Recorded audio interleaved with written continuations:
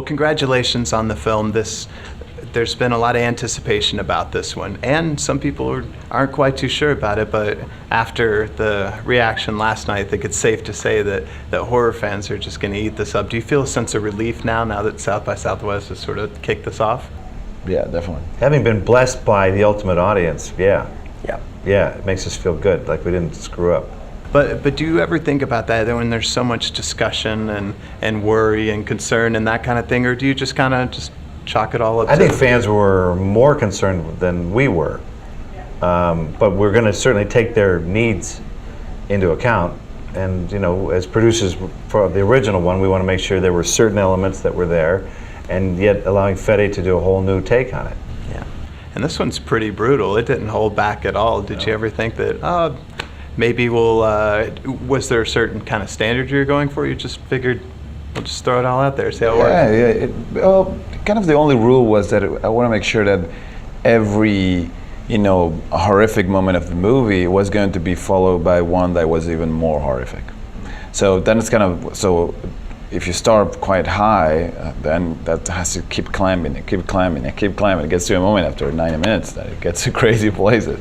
That was the only rule for us writing. I want to make sure that nothing, if something happened after something, and the second thing it's less brutal than the previous scene, it just feels like, oh, what?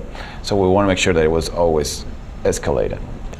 And I think a lot of horror fans will be happy to know that there are many real effects on there. It's not a whole lot of what appears to be CG or anything like that. Was that really important to you as well? Oh yeah, definitely. It was very important because I don't think people are scared of CGI. There's movies where they have CGI monsters and it's always, the movie was great until they bring the CGI monster, right?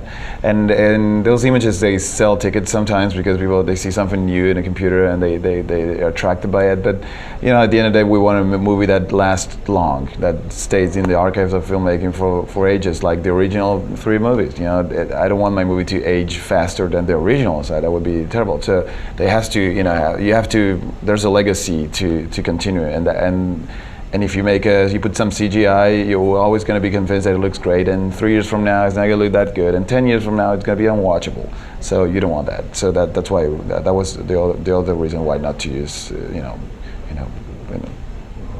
top of the line CGI. And Bruce, was there a temptation for you to be in this one in some sort of capacity? Not to me, no. No, we all thought it was very important to let Fede come up with a whole new world. We didn't want to saddle anybody with anything or distract. We felt me being in it would actually be a distraction.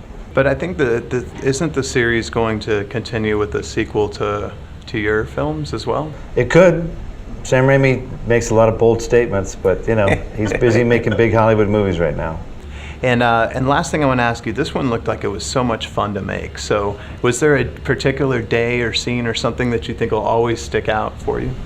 Yeah, the blood rain at the end.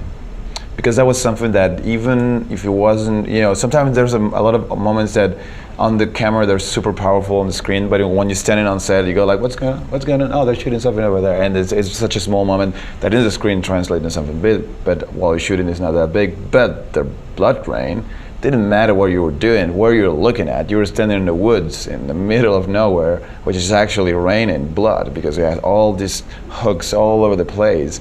So, you didn't need to see the screen, the monitor. You will be just looking at the place, being mind blown by the spectacle of having like tons of blood falling from the sky and covering everything in blood, and all the crew covering plastic bags and everybody's covered in blood. It was really, really like a visually shocking and beautiful spectacle. So that's always going to stay with me. For you too?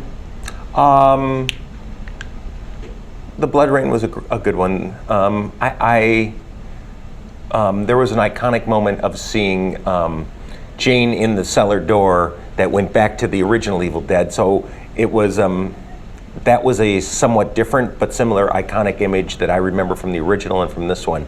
And those two are kind of stacked up as a twin pack in my brain. I'm glad how the whole movie came together. I saw this when I was working on a TV show in Miami. I saw a first version of it. My first thoughts were, thank God.